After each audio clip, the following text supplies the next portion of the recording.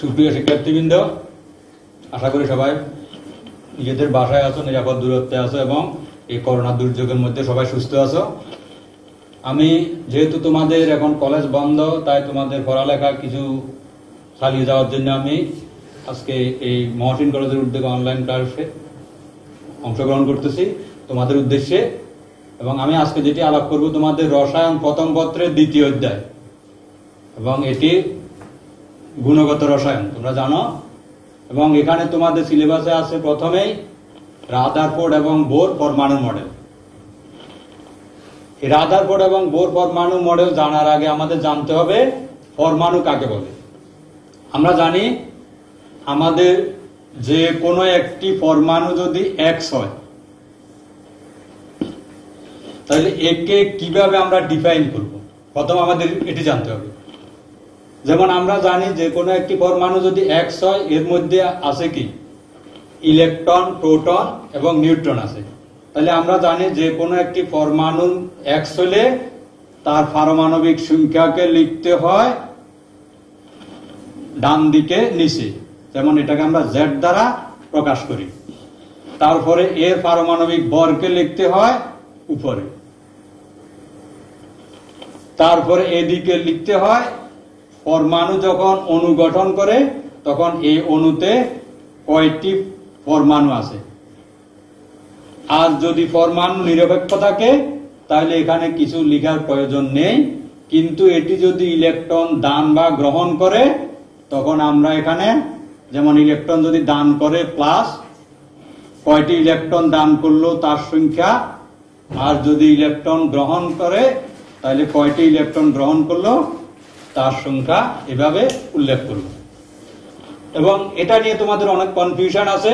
যেমন তোমাদের পরীক্ষাতে প্রায় সময় পরমাণুর ইলেকট্রন বিন্যাস আছে, তোমাদের অনেকগুলা বইতে আছে। যেমন আমাদের অক্সিজেনের ইলেকট্রন বিন্যাস লিখতে দিল, তোমরা অনেকে এটাকে লিখো এইভাবে, অনেকগুলা বইতে আছে। এটি কখনো লেখা যাবে না। তোমাদের অনেকগুলা এনসিটিভি কর্তৃক অনুমোদিত বইয়ের মধ্যে আছে, এইভাবে আছে, অথবা সরাসরি এখানে আছে। এটি কখনো লেখা যাবে না, কারণ কেমিস্ট্রিকে যারা নিয়ন্ত্রণ করে তারা হইল international union of pure applied chemistry. এদের নির্দেশনা মতো আমাদের চলতে হবে। এদের নির্দেশনা হলো যে কোনো একটি পরমাণুকে আমরা ডিফাইন করব ঠিক এইভাবে। সুতরাং তোমাদের এই ভুল যাতে কখনো না হয়। আমরা তোমাদের খাতা মূল্যায়ন করতে গিয়ে অনেক সময় দেখি তোমরা এইভাবে পরমাণু গুলাকে ডিফাইন করে, পারমাণবিক সংখ্যাকে এইভাবে লেখো। এটি কখনো লেখা যাবে না, সবসময় লিখতে হবে এই ও এই। তাহলে এটি গেল আমাদের। এরপরে আমাদের পরমাণু আমাদের রাদারফোর্ড এবং বোর পরমাণুর গঠন জানতে হলে আমাদের জানতে হবে পরমাণু কি। যেমন আমরা জানি পরমাণু হইল, পরমাণু ইংরেজি হইল অ্যাটম। এটি একটি ল্যাটিন শব্দ এবং এর ইংরেজি হইল নট ডিভাইডেবল, তার মানে অবিভাজ্য। এবং এই পরমাণুর গঠন সম্পর্কে সর্বপ্রথম মতবাদ প্রকাশ করেন ডেমোক্রিটাস, এবং তিনি বলেন আমাদের পরমাণু হইল অবিভাজ্য কণার সমষ্টি। এবং এটি এখন থেকে প্রায় 2500 বছর আগে, খ্রিস্টপূর্ব 460 খ্রিস্টাব্দে। এরপরে প্রাচীন ভারতের একজন প্রখ্যাত দার্শনিক কনাদ এই মতবাদকে সমর্থন করেন। কিন্তু এর 100 বছর পরে এরিস্টটল একজন দার্শনিক ছিলেন, তিনি এই মতবাদের বিরোধিতা করেন। এরপরে অনেক পরে স্যার আইজাক নিউটন এই ডেমোক্রিটাসের মতবাদকে সমর্থন করেন এবং 1803 সালে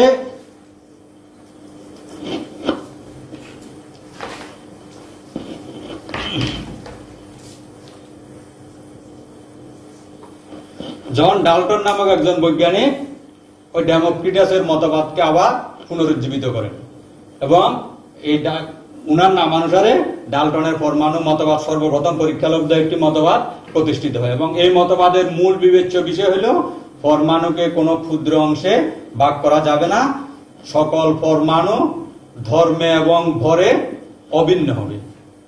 পরমাণুকে ক্ষুদ্র অংশে ভাগ করা যাবে না, সকল পরমাণু ধর্মে এবং ভরে অভিন্ন হবে।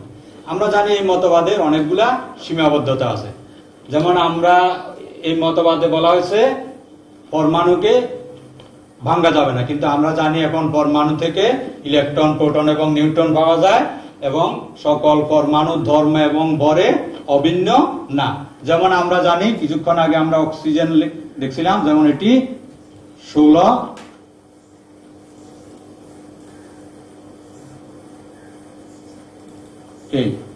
তার মানে একই পারমাণবিক ভর বিশিষ্ট 3টি পরমাণু আছে। সুতরাং সকল পরমাণু ধর্মে এবং ভরে অভিন্ন, এটি আর থাকলো না। এরপরে রাদারফোর্ড তার আলফা কণা বিচ্ছুরণ পরীক্ষার মাধ্যমে একটি পরমাণু মডেল প্রস্তাব করেন। এখন প্রশ্ন হলো রাদারফোর্ডের আলফা কণা বিচ্ছুরণ পরীক্ষা কি? প্রথমে আমাদের জানতে হবে রাদারফোর্ডের আলফা কণা বিচ্ছুরণ পরীক্ষা কি। রাদারফোর্ড একটি তেজস্ক্রিয়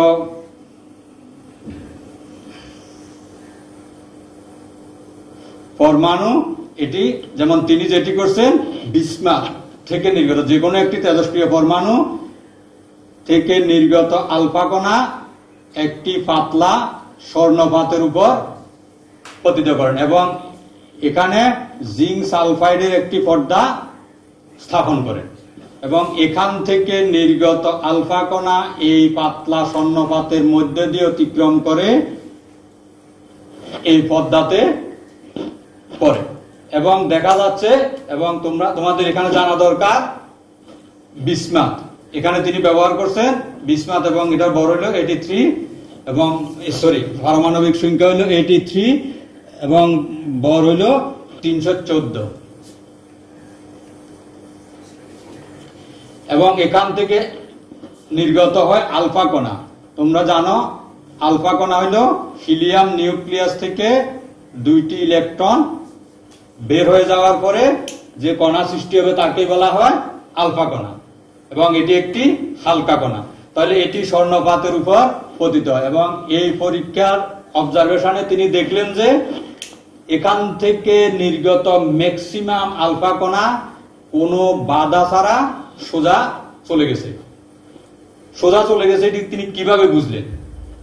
তিনি দেখলেন এই বিসমাথ যে বরাবর ছিল ওই জায়গাটা সবচাইতে বেশি উজ্জ্বল হয়েছে এবং এই উজ্জ্বলতা থেকে তিনি বুঝলেন যে ম্যাক্সিমাম আলফা কণা এসে এখানে আঘাত করছে, আর 2-1টি আলফা কণা 90 ডিগ্রি বা সামান্য পরিমাণ বেঁকে গিয়েছে এবং একেবারেই নগণ্য সংখ্যক আলফা কণা 180 ডিগ্রি কোণে ফিরে আসছে। তার মানে যে পথে গেছে ঠিক ওই পথে ফিরে এসছে। এখান থেকে তিনি সিদ্ধান্ত নিলেন যে পরমাণুর অভ্যন্তরে ম্যাক্সিমাম জায়গা হলো ফাঁকা এবং এর কেন্দ্রে যেহেতু 2-1টি আলফা কণা বেঁকে গিয়েছে হয়তো ধনাত্মক চার্জ বিশিষ্ট কিছু একটা অংশ আছে এবং পরমাণুর মোট আয়তনের তুলনায় এবং এই ধনাত্মক চার্জ যেটি আছে এটি পরমাণুর কেন্দ্রে থাকে, যেটাকে পরবর্তীতে নাম দেওয়া হয়েছে নিউক্লিয়াস এবং এই পরমাণুর মোট আয়তনের তুলনায় নিউক্লিয়াসের আয়তন খুবই নগণ্য। যেমন আমরা যদি একটি পরমাণুকে একটি ফুটবল খেলার মাঠের মধ্যে তুলনা করি তাহলে ওই নিউক্লিয়াসের আকার ওই ফুটবল মাঠের মধ্যে যদি আমরা একটি মোটর দানা ফেলে দিই ওই মোটর দানার সাইজ যেরকম নিউক্লিয়াসের আকারও ঠিক ওই রকম। তার মানে পরমাণুর মোট আয়তনের তুলনায় নিউক্লিয়াসের আয়তন খুবই নগণ্য এবং পরমাণুর এই নিউক্লিয়াস বহির্ভূত অঞ্চলে ঋণাত্মক চার্জিত কিছু একটা অংশ ঘুরতে থাকে এবং এর উপর ভিত্তি করে তিনি এই রাদারফোর্ডের পরমাণু মডেল প্রস্তাব করেন এবং এই রাদারফোর্ডের পরমাণু মডেল কি?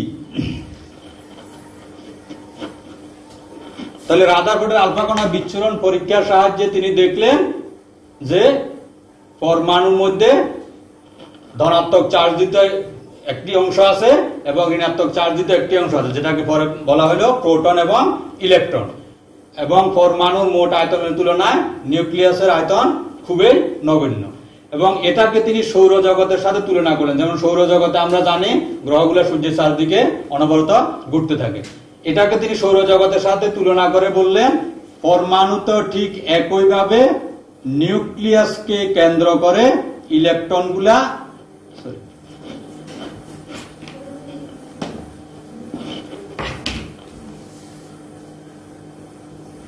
ইলেকট্রনগুলো এভাবে ঘুরতে থাকবে। নিউক্লিয়াসকে কেন্দ্র করে ইলেকট্রনগুলা অনবরত ঘুরতে থাকবে।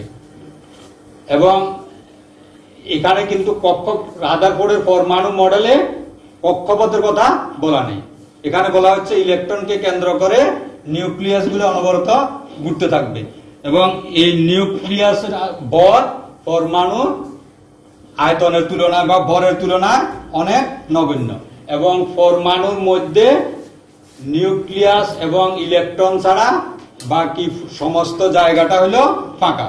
এবং এখানে তিনি বলতে আগে বলা হয়েছে সৌরজগতে গ্রহগুলা যেভাবে সূর্যের চারদিকে ঘুরতে থাকে এখানে ইলেকট্রনগুলা নিউক্লিয়াসকে প্রদক্ষিণ করে ঠিক ওইভাবে ঘুরতে থাকে এবং যে কোনো একটি ইলেকট্রন পরমাণু হবে সার্বিকভাবে আধান নিরপেক্ষ। তার মানে এখানে প্রোটন এবং ইলেকট্রনের সংখ্যা হবে সমান। এই হলো আমাদের রাদারফোর্ড পরমাণু মডেল। এখন এই রাদারফোর্ডের পরমাণু মডেলের অনেকগুলা সীমাবদ্ধতা আছে। এই সীমাবদ্ধতার মধ্যে প্রথমে আমরা যদি দেখি রাদারফোর্ড পরমাণু মডেল প্রস্তাব করতে গিয়ে এটাকে সৌরজগতের সাথে তুলনা করলেন, কিন্তু আমরা জানি সৌরজগতে সূর্য এবং গ্রহগুলো হলো আধান নিরপেক্ষ।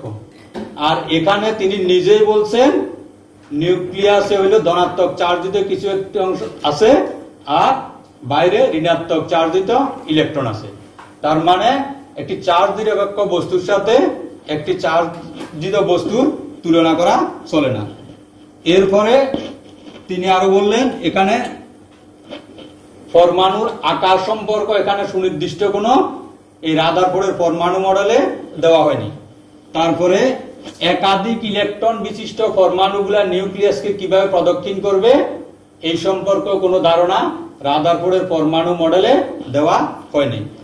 এরপরে আমরা জানি ম্যাক্সওয়েলের তত্ত্ব অনুযায়ী কোন একটি ঋণাত্মক চার্জিত ইলেকট্রন যদি অনবরত ঘুরতে থাকে তাহলে সে একসময় শক্তি হারাতে থাকবে এবং একসময় শক্তি হারিয়ে এটি নিউক্লিয়াসের মধ্যে পতিত হবে। আমরা জানি শক্তি যখন হারাবে তখন তার গতিপথ আস্তে আস্তে ছোট হয়ে আসবে এবং ছোট হয়ে আসলে একসময় এটি নিউক্লিয়াসে পতিত হবে। ইলেকট্রন নিউক্লিয়াসে পতিত হওয়া মানে পরমাণু ধ্বংস হয়ে যাওয়া, সুতরাং এটিও সম্ভব না। তাহলে আমরা দেখলাম রাদারফোর্ডের পরমাণু মডেল কি এবং এর সীমাবদ্ধতাগুলা কি কি।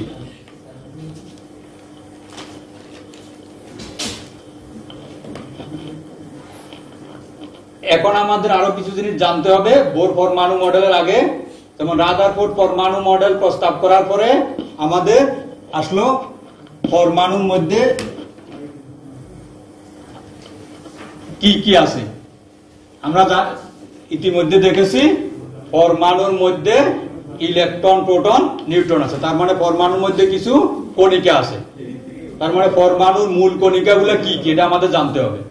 এখন পরমাণুর মূল কণিকাগুলো কি কি জানা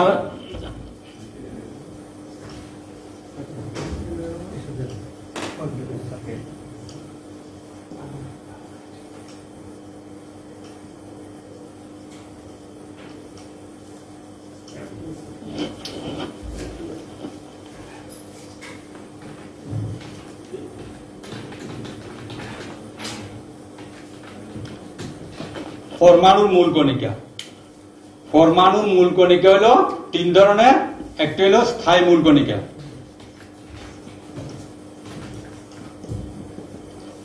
স্থায়ী মূল কণিকা আমরা জানি তিনটি, একটি হলো ইলেকট্রন, দুই হলো প্রোটন, তিন হলো নিউট্রন।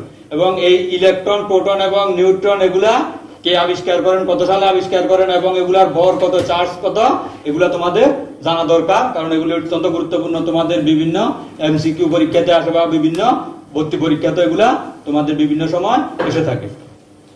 তাহলে যেমন আমরা জানি ইলেকট্রন আবিষ্কার করেন সর্বপ্রথম কে, থমসন 1897 সালে এবং এর ভর হইল 9.11 into 10 to the power.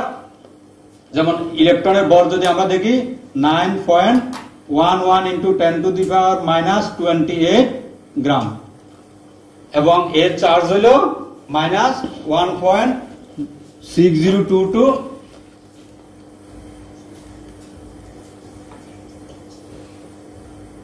10⁻⁻19 ESU বা কুলম্ব। তাহলে এগুলো তোমাদের একটু মনে রাখা দরকার।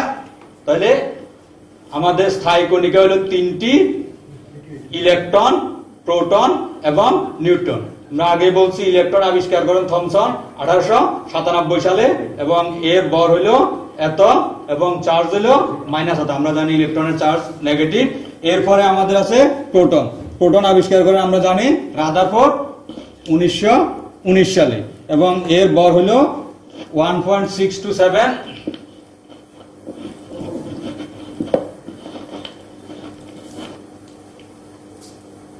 1.672 into 10⁻⁻24 গ্রাম, এবং এর চার্জ হলো প্লাস।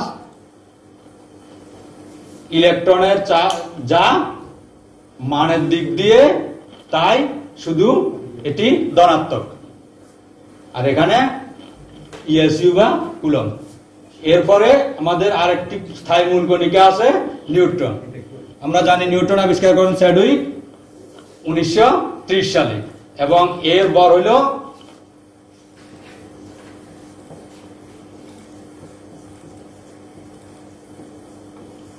এবং এর কোনো চার্জ নেই, এটি আধান নিরপেক্ষ। তাহলে এই 3টি স্থায়ী মূল কণিকা তোমাদের অত্যন্ত গুরুত্বপূর্ণ, তোমাদের মনে রাখা প্রয়োজন। আর অস্থায়ী মূল কণিকাগুলোর মধ্যে আছে আমাদের পজিট্রন, নিউট্রিনো, অ্যান্টিনিউট্রিনো ইত্যাদি। তারপরে কিছু কম্পোজিট কণিকা আছে, যেমন ডিউটেরন বা আমরা কিছুক্ষণ আগে দেখছি আলফা কণা। এগুলো হলো কম্পোজিট কণিকা। তাহলে আমাদের মূল কণিকা হলো 3 ধরনের। একটি হলো স্থায়ী মূল কণিকা, এটি অত্যন্ত গুরুত্বপূর্ণ। স্থায়ী মূল কণিকার মধ্যে ইলেকট্রন, প্রোটন, নিউট্রন। আর অস্থায়ী মূল কণিকার মধ্যে আছে বিভিন্ন ধরনের, যেমন পজিট্রন, অ্যান্টিনিউট্রিনো ইত্যাদি। আর কম্পোজিট কণিকা হলো ডিউটেরন, আলফা কণা ইত্যাদি।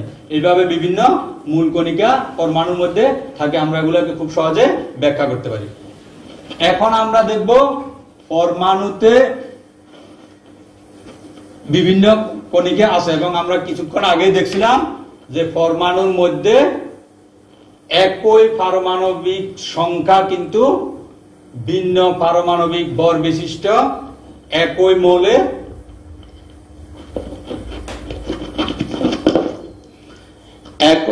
মৌলে একাধিক পরমাণু থাকতে পারে, এবং এই জন্য এদেরকে আমরা এই 3টি আইটেম আমাদের জানা দরকার।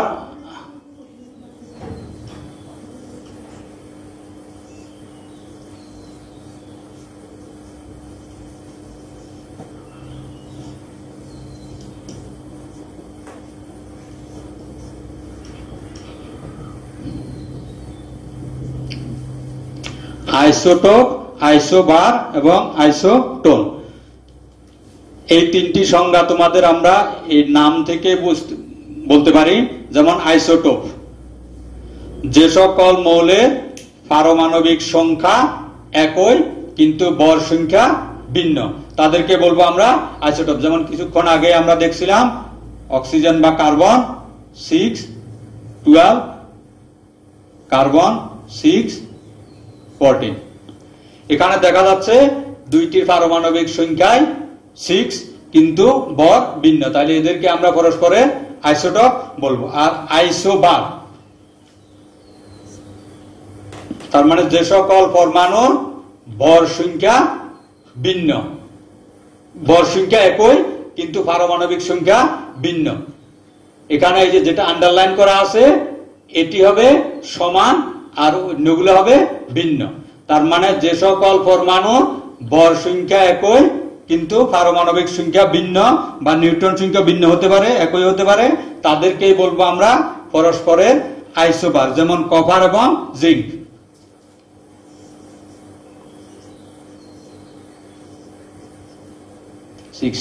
তারপরে আমরা জানি জিঙ্ক 30-65। এই দুটির ক্ষেত্রে দেখা যাচ্ছে কপার এবং জিঙ্ক পারমাণবিক সংখ্যা হলো 29 এবং 30, কিন্তু ভর সংখ্যা দুইটির সেম। তাহলে তাদেরকে বলবো আমরা পরস্পরের আইসোবার। আর আইসোটোন, যে সকল পরমাণুর নিউট্রন সংখ্যা একই বা সমান তাদেরকে বলবো আমরা পরস্পরের আইসোটোন। যেমন আমরা সিলিকন, এবং আমরা যদি ফসফরাস দেখি,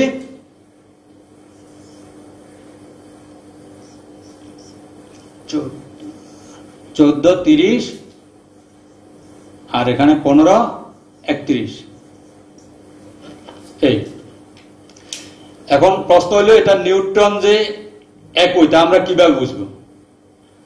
আমরা জানি আমাদের যে কোনো একটি পরমাণুর পারমাণবিক সংখ্যা থেকে আমরা পারমাণবিক সংখ্যা এবং ভর সংখ্যা থেকে এর নিউট্রন সংখ্যা আমরা খুব সহজে বের করতে পারি। যেমন নিউট্রন সংখ্যাকে যদি আমরা m দ্বারা প্রকাশ করি তাহলে এখানে n = a - z। আমরা আগেই বলছি a হলো পারমাণবিক ভর, z হলো পারমাণবিক সংখ্যা। তাহলে এখান থেকে আমরা এই নিউট্রন সংখ্যা এভাবে বের করতে পারি এবং এখান থেকে দেখা যাচ্ছে দুইটি পারমাণু নিউট্রন সংখ্যা হলো 16। তার মানে দুইটি নিউট্রন সংখ্যা একই, তাহলে তাদেরকে বলবো আমরা পরস্পরের আইসোটোন।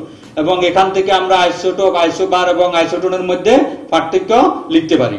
যেমন এখানে দেখা যাচ্ছে দুইটি একই পরমাণু, তার মানে তাদের সকল ধর্ম একই হবে। আর এখানে দেখা যাচ্ছে দুইটি ভিন্ন পরমাণু, তার মানে তাদের সকল ধর্ম এক হবে না, ধর্মগুলা ভিন্ন হবে। এবং এখান থেকে তোমাদের একটি এমসিকিউর প্রশ্ন যে কোনো পরীক্ষাতে প্রায় সময় আসে, কারা পরস্পরের আইসোটোন। তাহলে আমরা এখানে এই যে নিউট্রন সংখ্যা বের করে খুব সহজে বলে দিতে পারি কারা পরস্পরের আইসোটোন।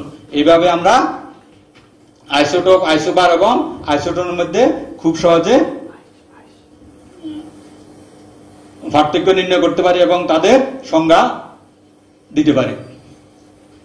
এরপরে আমরা দেখব বোর পরমাণু মডেল। তাহলে আমরা আগে বলছি রাদারফোর্ডের পরমাণু মডেলের অনেকগুলা সীমাবদ্ধতা আছে এবং এই সীমাবদ্ধতাগুলোকে ওভারকাম করে এবং আমাদের বোর তার কোয়ান্টাম তত্ত্ব প্রয়োগ করে একটি পরমাণু মডেল প্রস্তাব করেন, যাকে বলা হয় বোর পরমাণু মডেল। বোর পরমাণু মডেলের 3টি অনুসিদ্ধান্ত আছে। এদের মধ্যে একটি হলো শক্তি স্তর বিষয়ক।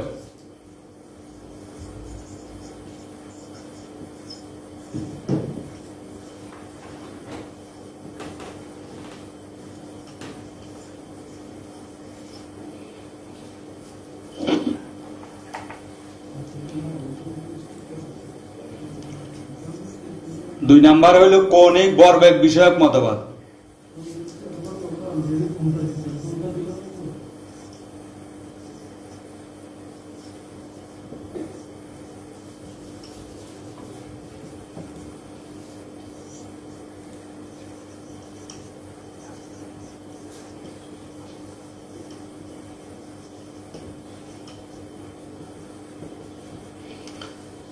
তাহলে বোর, রাদারফোর্ড এবং অন্যান্য পরমাণু মতবাদের সীমাবদ্ধতাগুলোকে ওভারকাম করে যে মতবাদ প্রয়োগ করেন বা পরমাণুর যে মডেল প্রস্তাব করেন তার 3টি মতবাদ আছে।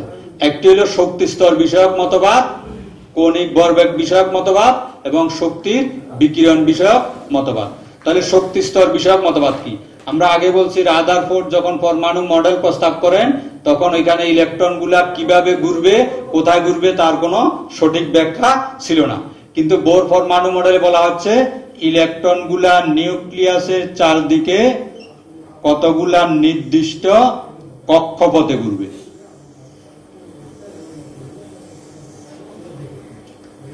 যেমন ইলেকট্রন হয় এখানে থাকবে, নয়তো এখানে থাকবে, নয়তো এখানে থাকবে। তার এইসব জায়গায় ইলেকট্রন থাকার কোনো সুযোগ নেই। কিন্তু বোর পরমাণু মডেলে এই সম্পর্কে কোনো ধারণা দেওয়া হয়নি, কক্ষপথ বা শক্তি স্তর সম্পর্কে কোনো ধারণা দেওয়া হয়নি।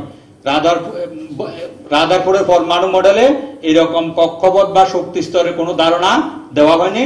কিন্তু বোর পরমাণু মডেলে বলা হচ্ছে ইলেকট্রন গুলা নিউক্লিয়াসের চারদিকে কতগুলা নির্দিষ্ট স্থির কক্ষপথে ঘুরবে এবং শক্তি শোষণ বা বিকিরণ করা ছাড়া সে এই কক্ষপথ থেকে এই কক্ষপথে বা এই কক্ষপথ থেকে এই কক্ষপথে কোনো কক্ষপথে যেতে পারবে না। এটি হলো 1 নাম্বার অনুসিদ্ধান্ত। তারপরে 2 নাম্বার অনুসিদ্ধান্ত। 2 নাম্বারে তিনি বলছেন যে কোনো একটি ইলেকট্রন যখন নিউক্লিয়াসের চারদিকে ঘুরবে তখন তার কৌণিক ভরবেগ হবে h/2π এর অখণ্ড গুণিতক। অখণ্ড মানে এখানে n এর মান যে কোনো পূর্ণ সংখ্যা, কখনো ভগ্নাংশ হতে পারবে না। তার মানে কৌণিক ভরবেগ হলো h/2π এর অখণ্ড গুণিতক। ইলেকট্রন যখন নিউক্লিয়াসের চারদিকে ঘুরতে থাকবে তখন তার কৌণিক ভরবেগ হবে h/2π এর অখণ্ড গুণিতক। এরপরে আসলো শক্তির বিকিরণ, 3 নাম্বার মতবাদ।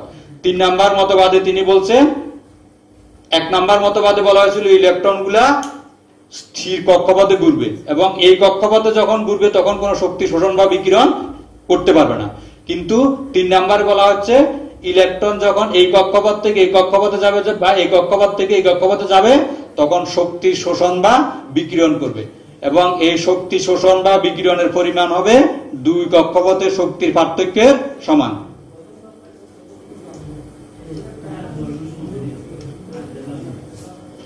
এবং এই মতবাদ, এই বোরের পরমাণু মতবাদ, রাদারফোর্ডের পরমাণু মতবাদের অনেকগুলো সীমাবদ্ধতাকে ওভারকাম করতে সম্ভব হয়েছে। যেমন তিনি বলছেন এখানে শক্তি স্তর সম্পর্কে কোনো ধারণা ছিল না, রাদারফোর্ডের পরমাণু মডেলে এখানে সুস্পষ্ট ধারণা আছে। তারপরে শক্তি শোষণ বা বিকিরণ সম্পর্কে কোনো ধারণা ছিল না, রাদারফোর্ডের পরমাণু মডেলে এখানে ধারণা আছে। এবং রাদারফোর্ডের পরমাণু মডেলে বর্ণালী ব্যাখ্যা করা যেত না, এখানে বর্ণালী ব্যাখ্যা করা যায়। এই মতবাদেরও কিছু সীমাবদ্ধতা আছে। যেমন তিনি বলছেন কৌণিক ভরবেগ h/2π এর অখণ্ড গুণিতক হবে। কেন হবে তার সম্পর্কে কোনো সঠিক ব্যাখ্যা দিতে পারেননি। একটি ইলেকট্রন বিশিষ্ট পরমাণু নিউক্লিয়াসকে কিভাবে ঘুরবে তার সঠিক ব্যাখ্যা দিলেও একাধিক ইলেকট্রন কিভাবে ঘুরবে সম্পর্কে কোনো ব্যাখ্যা নাই। তারপরে বর্ণালী ব্যাখ্যা করতে পারলেও, হাইড্রোজেনে বর্ণালী ব্যাখ্যা করতে পারলেও একাধিক ইলেকট্রন বিশিষ্ট পরমাণুর বর্ণালী এর সাহায্যে সঠিকভাবে ব্যাখ্যা করতে পারেনি। তাছাড়াও এখান থেকে এখানে যাওয়ার পরে একটি বর্ণালী সৃষ্টি হওয়ার কথা, কিন্তু দেখা যাচ্ছে যে উচ্চ ক্ষমতা সম্পন্ন স্পেকট্রোফটোমিটার নিলে এই একটি বর্ণালী আবার একাধিক রেখা বিভক্ত হয়ে যাবে। কেন বিভক্ত হবে এই সম্পর্কে কোনো ধারণা এই মতবাদে দেওয়া হয়নি। এগুলা হলো বোর মতবাদের সীমাবদ্ধতা। তাহলে আমরা এখান থেকে দেখলাম আমাদের রাদারফোর্ড এবং বোর পরমাণু মডেল কি, এই মতবাদের সীমাবদ্ধতাগুলো কি কি। আশা করি তোমরা এটি বুঝতে পেরেছো এবং এখানে তোমাদের যে কোনো পরীক্ষাতে এই দুইটি মতবাদ থেকে তোমাদের কিছু প্রশ্ন আসে, আশা করি তোমরা এগুলা ভালোভাবে আয়ত্ত করবে। তোমরা সবাই বাড়িতে থাকবে, নিরাপদ দূরত্বে থাকবে এবং তোমাদের আপনজনকে, তোমাদের পরিবারকে সুস্থ রাখবে। আমরা জানি সারা বিশ্বে করোনা আক্রান্ত হচ্ছে 60 ঊর্ধ্বরা, কিন্তু বাংলাদেশে করোনা আক্রান্ত হচ্ছে 30 থেকে 40 বছর, 20 থেকে 40 বছর বয়সের মধ্যে। তার মানে যুবকরা বেশি আক্রান্ত হচ্ছে, তার মানে তারা বাইরে বেশি ঘোরাঘুরি করতেছে। তারা আক্রান্ত হচ্ছে শুধু তা না, তারা নিজেদের পরিবারকে, দেশকে ঝুঁকির মধ্যে ফেলতেছে। এই জন্য তোমাদেরকে বলবো তোমরা বাসায় থেকে পড়ালেখা করবে, নিরাপদ দূরত্ব থাকবে, নিজে সুস্থ থাকবে, সবাইকে সুস্থ রাখবে। ধন্যবাদ সবাইকে।